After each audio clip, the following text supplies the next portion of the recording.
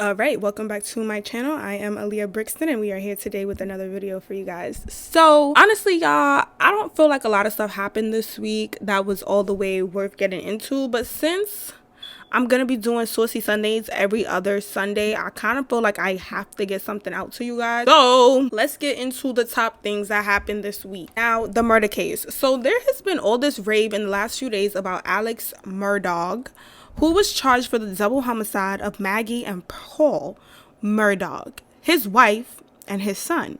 Yes, y'all, this man was a former district attorney in South Carolina from a very prestigious family.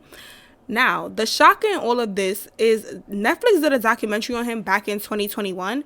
And y'all, when I say you need to watch it, I almost cried like 3 times watching it, because it just goes to show you that when you have money in this world, you can get away with just about anything, because just no way. So supposedly the family was tied to 5 different murders within a 6-year time frame, and all were swept under the rug due to their ties and their connections within the community. Now, the Murdaugh family owns a law firm in the small county that was founded by their second great grandpa of Paul, and now all of that is crashing down.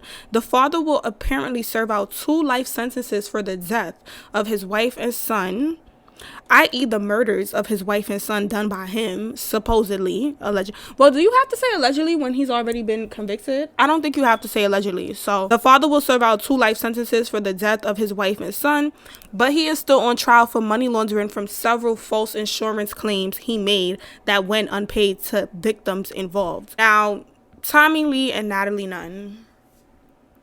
Now, I really can't even begin to tell y'all how disappointed I'm in that Tommy really let Natalie beat her up like that. Now, people are speculating that Tommy allegedly appeared to be incapacitated from the start of the fight and is crediting that to why she lost the fight. However, like Natalie said in the pre-fight interview, street fighting and boxing are 2 different things.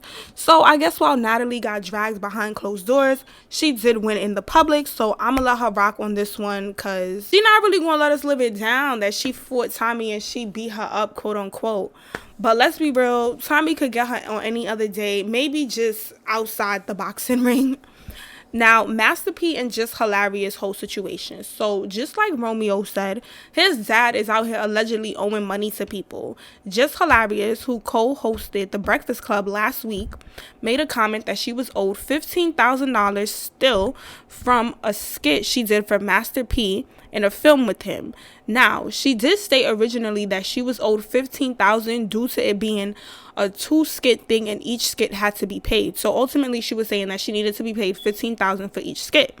She was paid for 1 portion, but she's saying that she was not paid for the second portion. However, later, after Master P responded, insinuating that she was joking, she then said that the $15,000 was to be paid on the back end. So if you guys are unfamiliar, like how the industry kind of work, they kind of do like upfront, which would be like the deposit, and then they do the back end after everything is completed. So he pretty much started to say that the $15,000 was the upfront portion. The first $15,000 that she got, she said that was upfront, and then the second $15,000 was supposed to be paid on the back end, pretty much. However, while it's unsure what truly transpired, Master P did make his way to the Breakfast Club to clear his name.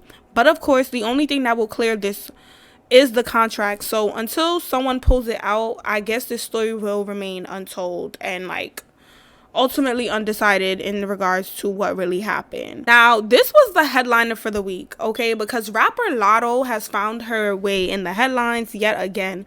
This time, however, she really ain't even do nothing, y'all. So Latto came out in an interview where she expressed that she does not charge up-and-coming female artists for a feature because she is a girl's girl.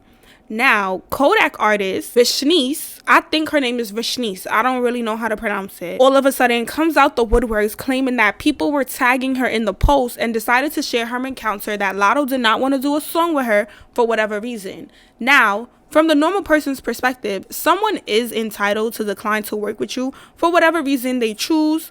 However, based on the Instagram DMs that VVSNCE released, it appeared that Latto was unaware of who the feature would be for when speaking with Kodak, and would have been more open to doing the song with VVSNCE had she reached out to her herself and they connected on their own time.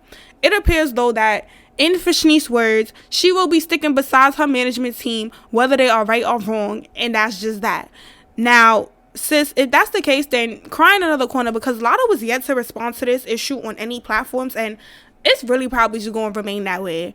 But that was all the things that kind of like transpired this week that I guess would be like the hot topics. If anything, comment down below, let me know what you guys think about like the hot topics that was discussed. Make sure that when you comment, you do label them like 1, 2, 3, and 4, just so that I know what you guys are talking about and I'm not confused when I'm like reading the comments, because y'all know I might be a little slow. But thank you guys for tuning into Saucy Sundays, and I will catch you guys on the flip side. Mwah!